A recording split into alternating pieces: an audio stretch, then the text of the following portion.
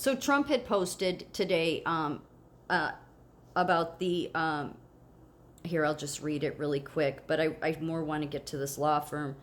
It's a sad day for America when low-life prosecutor like Doreen Shack Smith, who was put into position of special prosecutor by Lisa Monaco and the other thugs that surround our incompetent president, crooked Joe Biden, to sully my reputation for the purpose of election interference and ideally put me in jail. In that regard, they are doing poorly. So they snuck a wired DC swamp lawyer, Michael Dreeben, who I've beaten 3 times, into their midst, hoping that he can turn things around because of his judicial connections. Dreeben, Monaco, Smith, Weissman, and all the rest suffer massively from Trump derangement syndrome, TDS. In other words, and for reasons unknown, they hate me. Well, we know why they hate him, because they're corrupt. They're more than corrupt. Both Michael Dreeben and Lisa Monaco are part of the same international law firm, if that's what you want to call it. This law firm is nothing but corrupt, and here's why. An ex-lawyer from this law firm outed them on a website. There's so many links on this website, I can't even go through it in this 10-minute video. I can't. So I'm just going to try to hit on the points. I don't want to lose anybody. But there's some major things wrong with this. I mean, like, these people should go to jail. So as you can see, he writes a compilation of news clippings to help you understand this firm by a former O'Melveny attorney, law professor, and Wall Street Journal Lawyer of the Year. And this was his introduction.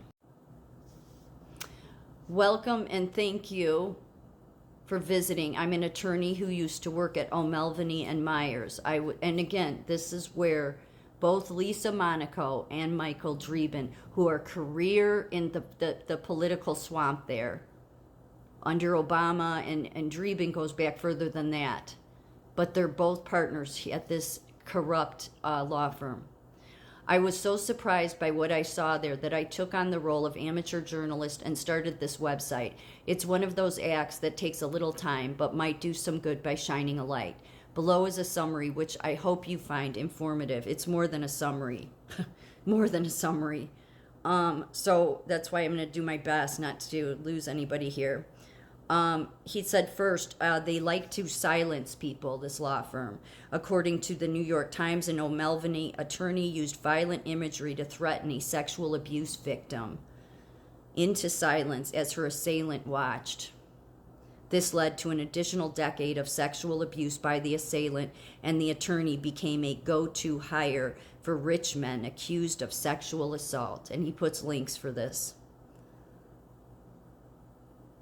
Threatening people into silence seems to be part of an O'Melveny lawyer's tool set. For example, the Inspector General chided an O'Melveny alumnus for threatening scientists in a way that had life and death consequences.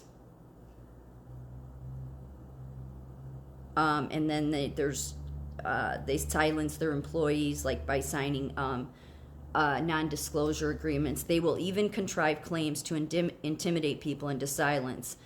He was one of them. For example, after I published this website, they accused me of a federal crime of stealing confidential information. He didn't steal anything. And so he called him out on it. And then they said they were going to go after him for defamation. And he said, then tell me where the defamation is, and I will retract it. They didn't do so. And he said that's not the first time they've attacked an employee with their problematic practices.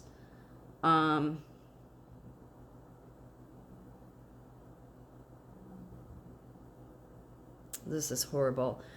Let's see. O'Melveny's legal services might not always be of highest quality. For example, per ABC News Sacramento affiliate, O'Melveny's lacking advice embarrassed the governor's office and cost California wildfire victims billions of dollars. A judge devoted a paragraph of his opinion to criticizing O'Melveny's lack of professionalism. A letter O'Melveny wrote on behalf of a client was so absurd that it caught the attention of reporters, and they couldn't even handle a child sexual abuse matter without being accused of serious improprieties.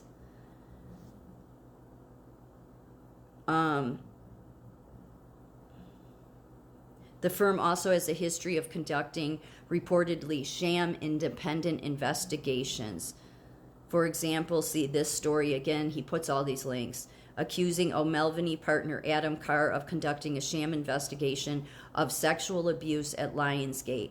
A saint of a woman returned over $1 million to break her confidentiality agreement and reveal that information. Or see, he puts all these links, or see these stories about a woman who learned that her alleged sexual assaulter, personal lawyer of O'Melveny, had been hired to independently investigate whether he assaulted her. He investigating if he assaulted her.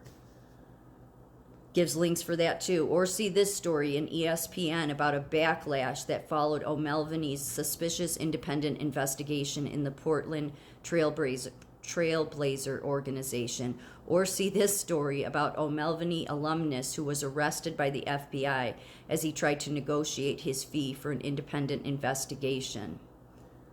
They're a firm that is obsessed with money, and they're a money-obsessed culture, which they called Eat What You Kill. Its lawyers would constantly search the dockets for new cases, hoping that one of their clients got sued, and then rush to pitch for the work.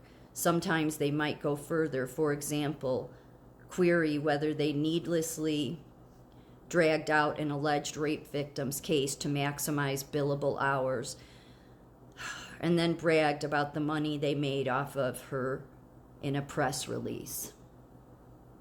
Or query whether they were the only defense firm to drag out the Oklahoma opiate crisis case, damaging their client's reputation and likely resulting in thousands of avoidable deaths to maximize billable hours. Naturally, O'Melveny's partners are exceedingly cheap. For example, they upset law students by cutting summer associates' pay by $10,000 and replacing it with a $10,000 loan from the partners. That financial maneuver boosted partner profits by 0.24%.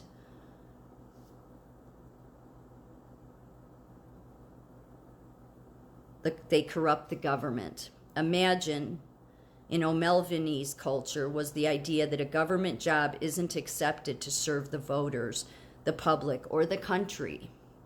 It's taken to serve yourself and the people who pay you. For example, O'Melveny attorney once shared their plan to monetize a government position.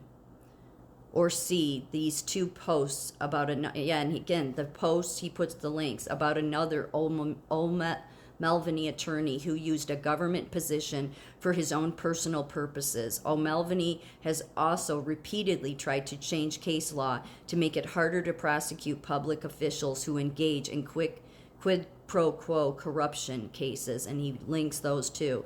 It doesn't always work out, though. One of O'Melveny's friends got arrested by the FBI for trying to use his government access to benefit a client. When serving in the Department of Justice, an O'Melveny practice group leader reportedly lied to a federal court on an important issue in the nation's history. Once caught in that lie by the discovery of documents, he gave a radio interview criticizing the Geneva Convention. Diversity. O'Melveny claims to support diversity by following the Mansfield rule in hiring, but their track record suggests otherwise. O'Melveny also hired two partners who were sued for discrimination by a Latina single mother at their prior firm. It also seems to follow the too common practice of assigning minorities to cases where they have to fight someone of their own group.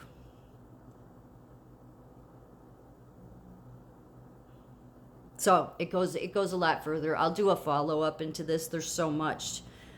He goes into to just everything is just corrupt. And again, these Lisa Monaco and Michael Dreeben, who with Jack Smith are all in this mix, they're partners at this corrupt firm. Yeah, and Lisa Monaco's from Harvard, so big surprise. And Dreeben taught law at Harvard and many other Ivy League schools. These are all criminals. Our government is criminal.